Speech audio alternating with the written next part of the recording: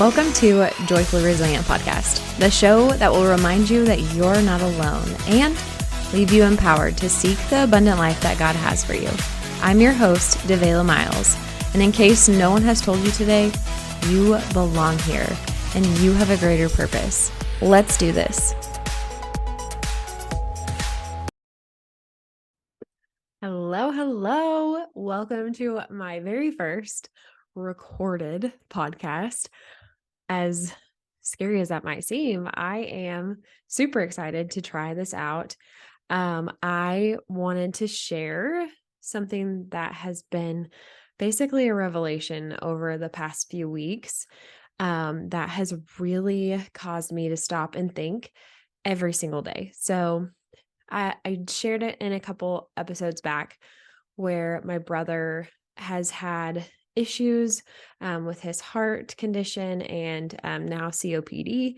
And at first, whenever the doctor said, this is stage 4, like all of these signs are stage 4 heart failure, that was scary. And to hear my brother break down on the phone, I think is what rocked me to my core. And I just remember sitting there on the phone with him, and before I knew it, I wasn't breathing, and I literally did not remember the last time I had taken a deep breath. I got off the phone with him, and I remember sitting at our church, and I literally had to remind myself to breathe multiple times. And I just sat there and I prayed and I prayed and I prayed and I gave it to God about 776 times in the matter of 10 minutes. And I just remember sitting there and I over and over and over again, I would just hold my breath. And I've never noticed that before in all of my loss, in all of my grief. I've never noticed myself not breathing. And I don't know if maybe I just haven't done it all of this time, or if like I've always just held my breath. I don't know. I had this huge realization. And then that same night, I went to his house to check on him, to see him face to face, not just hear him on the phone, but just to hug him and see if I could do anything for him. And as I was making him food, he has like this sign above his stove that says, "Just breathe." it, I, it could have not been any more clear. And it's so funny to me. I don't know if you follow me on social media, I made a post about it because I remember specifically seeing all of these tattoos and sayings that said, "Just breathe." And I thought that they were the silliest tattoos. I thought they were the silliest sayings. Just breathe. Like, how do you forget to breathe? That's what I would say. Like, hello. But the Lord truly humbled me in that saying, in those moments, because I physically was not breathing. And so I don't know if that is something that you have faced. I don't know if that is something that you have battled with in seasons of loss or grief, or maybe in your day-to-day life. Like, I don't know, but if so, you're not alone. Ever since then, I have caught myself multiple times not breathing. I'll just sit there and I'm like, what? How have I, in all of my 26 years, have I never noticed that I don't breathe? If I get anxious or, I've never noticed it. And so anyway, fast forward to this week, I went to the chiropractor. If you don't go to the chiropractor, or not even just the chiropractor, maybe it's like physical therapist, or maybe maybe it's counseling, maybe it is like a massage therapist, whatever you need, you should be implementing self-care in some shape or form into your life. For me, I love going to the chiropractor. If we had a good massage therapist, I would probably do that instead. But I just I just love the chiropractor. So, anyway, I went to the new chiropractor in town. If you are local, you have got to go to Elevate Chiropractic in Ava, Missouri. She's phenomenal. And so I went to check her out. And as I was there, she listened to my story. She asked questions. She related to me in the fact that she has PCOS. She gave me recommendations. She gave me tips and tricks. It was just phenomenal. It was way more than I ever even asked for or imagined whenever I made my appointment that day. So, as she's doing my adjustment, she asked me, "Do you meditate? Do you practice breathing? Do you do anything like that?" Like, no. I work out. That's it. Like I work out 5 to 6 days a week, sometimes more.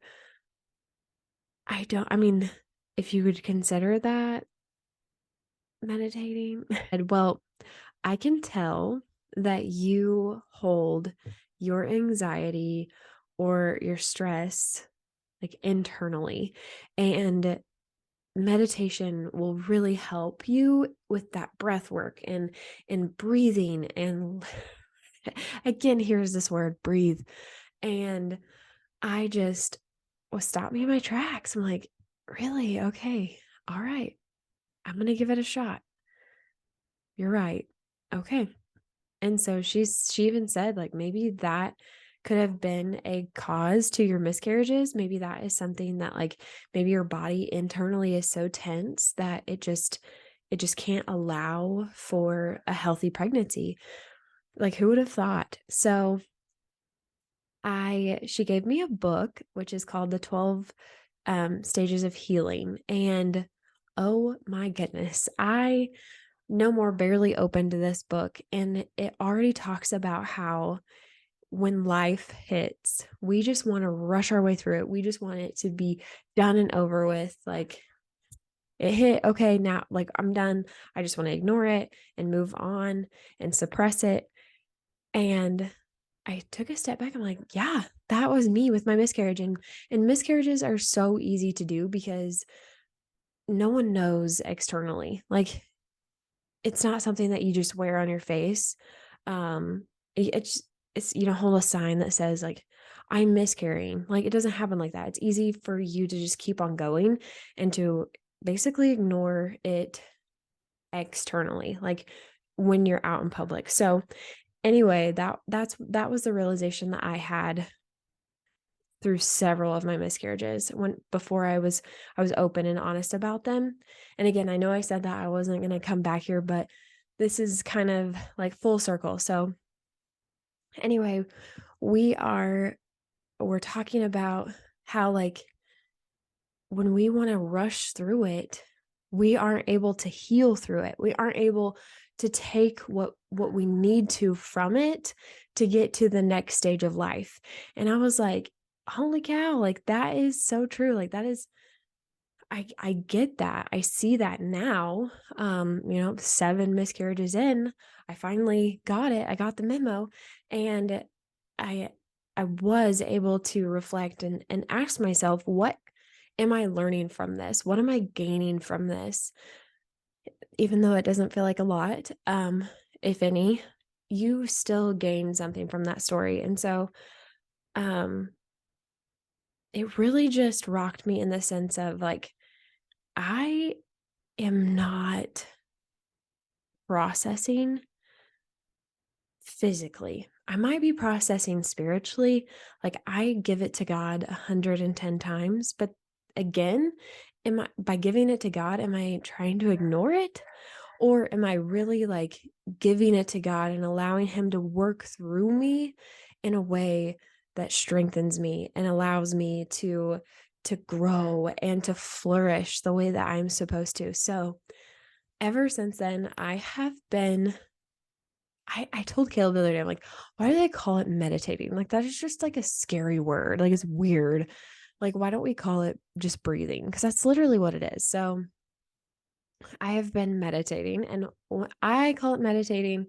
in the sense of like whenever I am breathing, I'm physically like praying and I'm physically thinking about Jesus and his sacrifice that he came to this earth to do for us and for us to have freedom. And if we aren't trying to strive for that freedom every single day in every area of our life, whether it's physically, mentally, spiritually, like we're doing ourselves a disservice. We're we're not living the life to its full potential because we're just settling, and that's not okay. So, like, Lord, how can I not settle? How can I flourish? How can I live John 10:10 to its full potential? Like, I want to live abundantly because you have allowed me that freedom. And so it has been phenomenal. And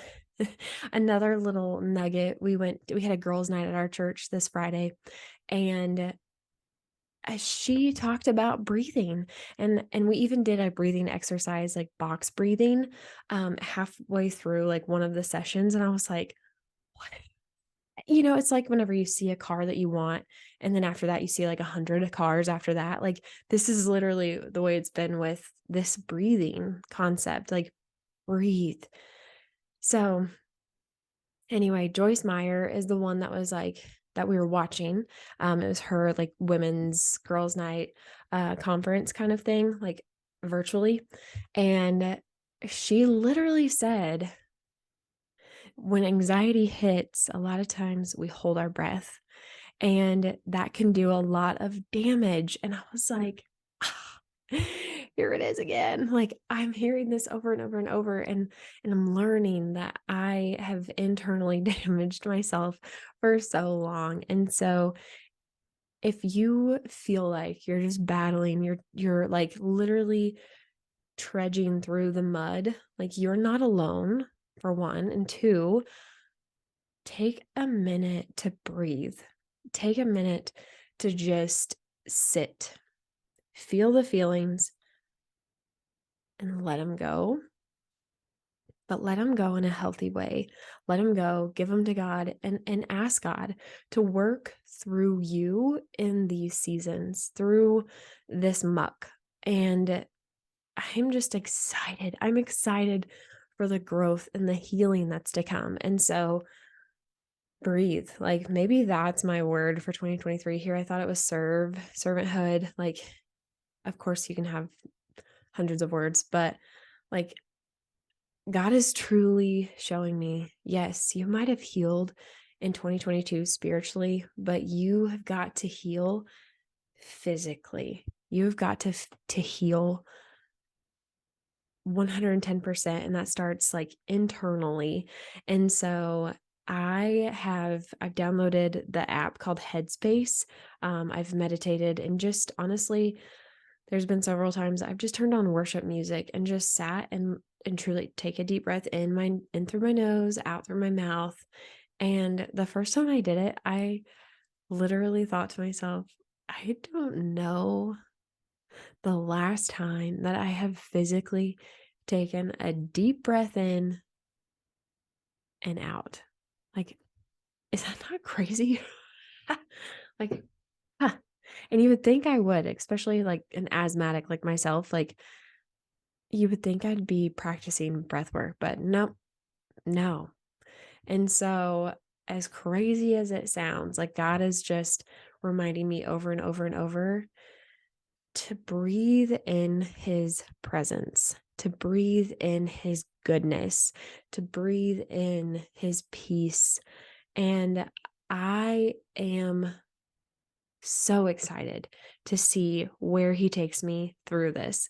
And so, if you have ever been stopped in your tracks by overwhelming emotions or grief or loss or just panic, I can almost guarantee you probably weren't breathing either. And I challenge you, even if it's like 3 minutes a day, just take 3 minutes or find your favorite worship song, whatever that might be, If it's 5 minutes, 2 minutes, 1 minute, just turn it on, close your eyes, fixate on God, and just breathe in through your nose, out through your mouth.